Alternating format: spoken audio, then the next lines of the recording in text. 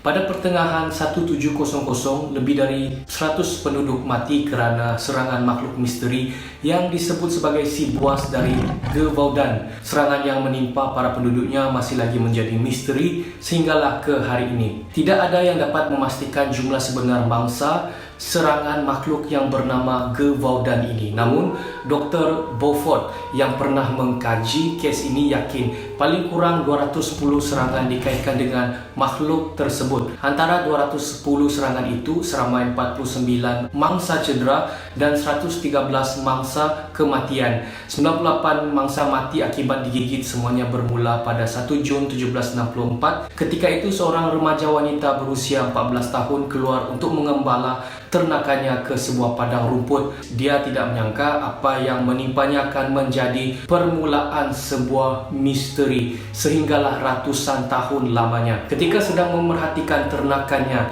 dia melihat ke arah semak samun yang ada di situ. Gerakan pada semak itu membangkitkan rasa ingin tahu dia.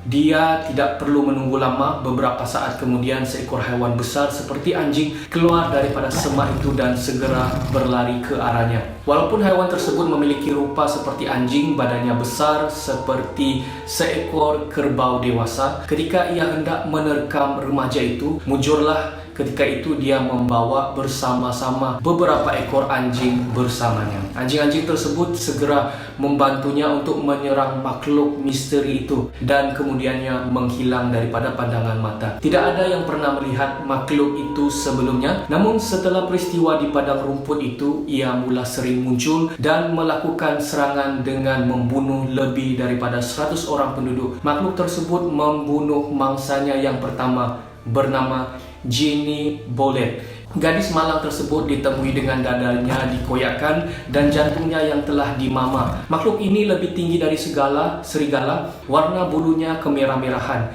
Maklumat yang diperolehi ini tidak sama dengan mana-mana binatang yang dikenali pada zaman itu. Setiap mangsa mati dengan keadaan mayat yang sangat mengerikan. Biasanya leher akan dikoyakkan dan terlerai daripada badan. Pada suatu masa, berita mengenai makhluk ini telah tersebar luas ke seluruh Prancis. Penduduk desa di sekitar Gevaudan mengalami ketakutan yang luar biasa. Pintu-pintu rumah dikunci dan aktiviti di luar rumah dikurangkan. Mereka yang terpaksa keluar rumah akan membawa rakan ataupun senjata untuk melindungi diri sendiri.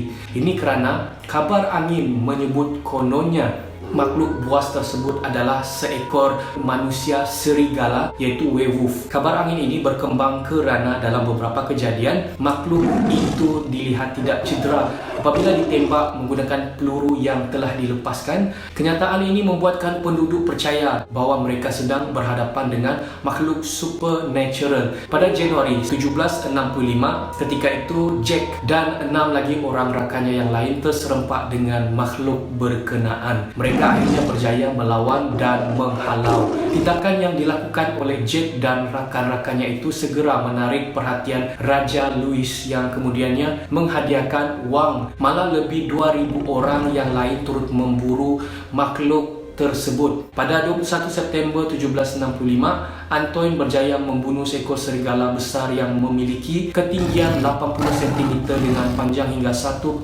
meter. Jadi serigala ini telah digelar sebagai Lilo di Cazes. Bangkai serigala itu akhirnya dibawa ke Versailles. Antoine dialu-alukan sebagai seorang pahlawan dan menerima banyak wang sebagai hadiah. Namun serangan berdarah rupanya belum berakhir. Ini menunjukkan Antoine telah membunuh makhluk yang salah.